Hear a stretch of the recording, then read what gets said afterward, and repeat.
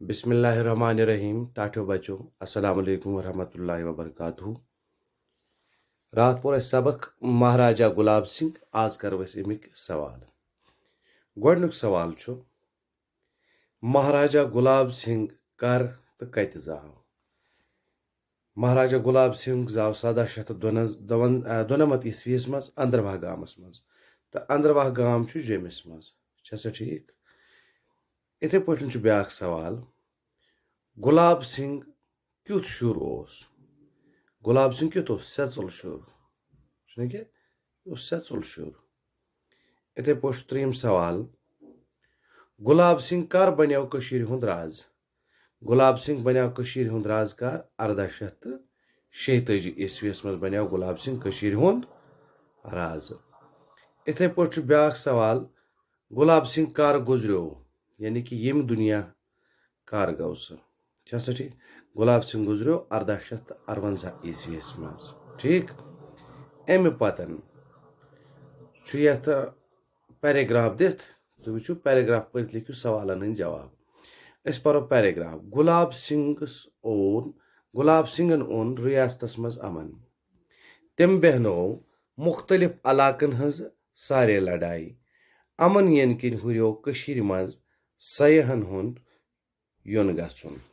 लुको वहरो कारबार, मगर तस रूद शुमाली इलाकन हंदन सरदारन सहित जंग जारी। पोर अस इक्तबास। वुचो अस सवाल क्या कशीर मज कित कन हुरियो सयाहन हुंद योन गछुन। अमुक जवाब छु, रियासतस मज अमन यन सहित हुरियो सयाहन हुंद योन गछुन। ठीक। अम पतन सही जवाब चरियो। सही लिखो सही, गलतस लिखो गलत। गुलाब सिंहस रूद सिकन सहित जंग जारी। मसा रोद जंग जारी सिकन सहित। यस लिख अत गलत। इथे पठ पको अस बिकिस दोयमिस अमकिस पे। गुलाब सिंहस रूद शुमाली इलाकन हंदन सरदारन सहित जंग जारी। यह सही बिल्कुल रोदस ना, इस लिख सही। इथे पठ लुकन गो कारबारस मज नुकसान। नुकसान गोवा लुकन कारबारस मज ना, इसलिए गलत। इथे पठ ब्याक, गुलाब सिंहन ओन रियासतस मज अमन। ओन ना अमन, इसलिए सही। अम पतन यथ मज नर तो माद चरियो। अस जुमल दिथ यम यथ मज नावत अस नावत वुचुन यह अत मज अत जुमलस मज नर आमुत इस्तेमाल करना किन माद आमुत इस्तेमाल करना। मिसाले गोडनुक अगर वो अकरम छु घर कुन पकान। अकरम अकरम छु घर कुन पकान। यह वात नर इस्तेमाल गुमुत किन माद। अकरम छु यानी कि यह नर गो। अकरम छु आमुत इस्तेमाल करना नर।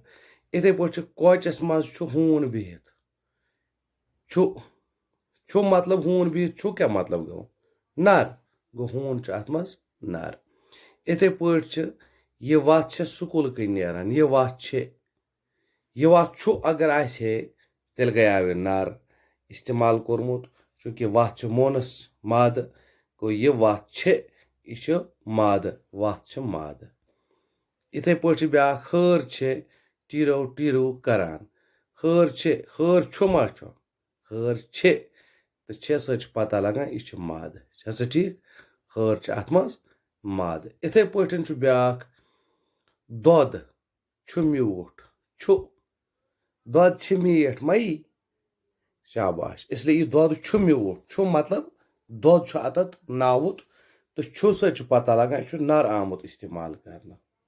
इथे पठ देद छे बत रनान। छे देद छु बत रना यह कह लफज, यह कह असल जुमला ना।